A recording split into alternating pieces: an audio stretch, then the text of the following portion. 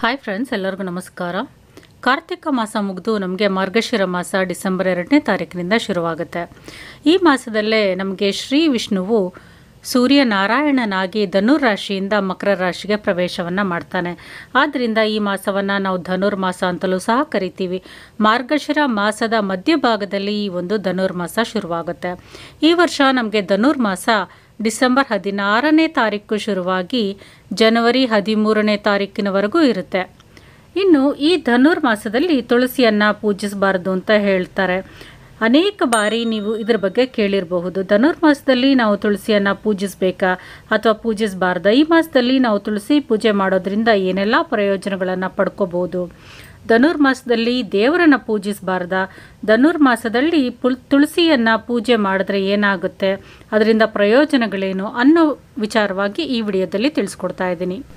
ಹಿಂದೂ ಧರ್ಮದಲ್ಲಿ ತುಳಸಿಗೆ ದೇವರ ಸ್ಥಾನ ಕೊಟ್ಟಿದ್ದಾರೆ. ಈ ಪವಿತ್ರ ಸಸ್ಯವನ್ನು ದೇವತೆ ರೂಪವೆಂದು ಪೂಜಿಸ್ತಾರೆ.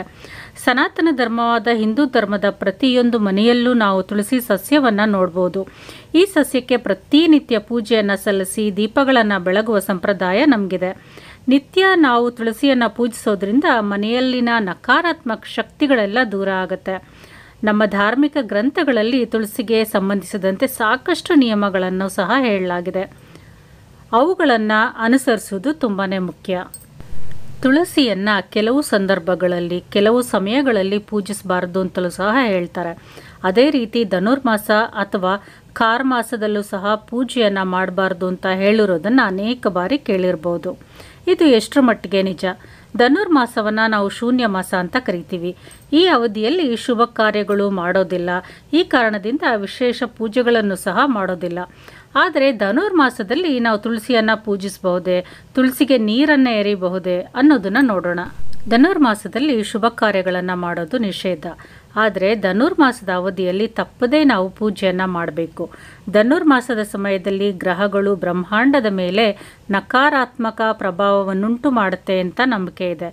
ಗ್ರಹಗಳು ಉಂಟು ಮಾಡುವ ಈ ನಕಾರಾತ್ಮಕತೆಯನ್ನು ಮಾನವನ ಮೇಲೂ ಸಹ ಋಣಾತ್ಮಕ ಪ್ರಭಾವವನ್ನು ಉಂಟು ಮಾಡಬಹುದು.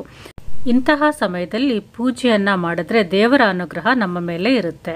ಅದೇ ರೀತಿ ಧನುರ್ಮಾಸದಲ್ಲಿ ನಾವು ಕಡ್ಡಾಯವಾಗಿ ತುಳಸಿ ಪೂಜೆಯನ್ನು ಮಾಡಬೇಕು. ಈ ಅವಧಿಯಲ್ಲಿ ತುಳಸಿ ಪೂಜೆಯನ್ನು ಮಾಡೋದ್ರಿಂದ ಅದು ನಮ್ಮ ಮನೆಯಲ್ಲಿನ ಎಲ್ಲ ರೀತಿಯ ದುಷ್ಪರಿಣಾಮಗಳನ್ನು ತೆಗೆದುಹಾಕುತ್ತೆ. ಧನುರ್ಮಾಸದಲ್ಲಿ ಗ್ರಹಗಳಿಂದ ಉಂಟಾಗುವ ದುಷ್ಪರಿಣಾಮಗಳಿಂದ ಮುಕ್ತಿಯನ್ನು ಕಂಡುಕೊಳ್ಳೋದಕ್ಕಾಗಿ ತುಳಸಿಗೆ ಪ್ರತಿನಿತ್ಯವೂ ಪೂಜೆಯನ್ನು ನೆರವೇರಿಸಬೇಕು. ಧನುರ್ಮಾಸದಲ್ಲಿ ತುಳಸಿ ಪೂಜೆಯನ್ನು ಮಾಡೋದ್ರಿಂದ ಗ್ರಹಗಳ ಸಮಸ್ಯೆಗಳಿಂದ ನಾವು ಮುಕ್ತಿಯನ್ನು ಪಡ್ಕೋಬಹುದು. ಅದರ ಜೊತೆಗೆ ಭಗವಾನ್ ವಿಷ್ಣು ಮತ್ತು ತಾಯಿ ಲಕ್ಷ್ಮಿಯ ಆಶೀರ್ವಾದವೂ ಸಹ ನಮ್ಮ ಮೇಲೆ ಸದಾ ಇರುತ್ತೆ.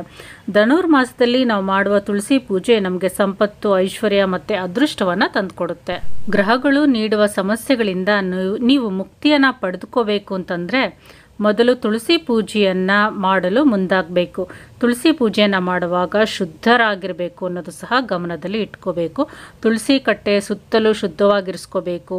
ಅದರ ಮುಂದೆ ರಂಗೋಲಿಗಳನ್ನು ಇಟ್ಟು ದಿನನಿತ್ಯ ಬೆಳಗ್ಗೆ ನೀರನ್ನು ಎರೆದು ಪೂಜೆಯನ್ನು ಸಲ್ಲಿಸಬೇಕು.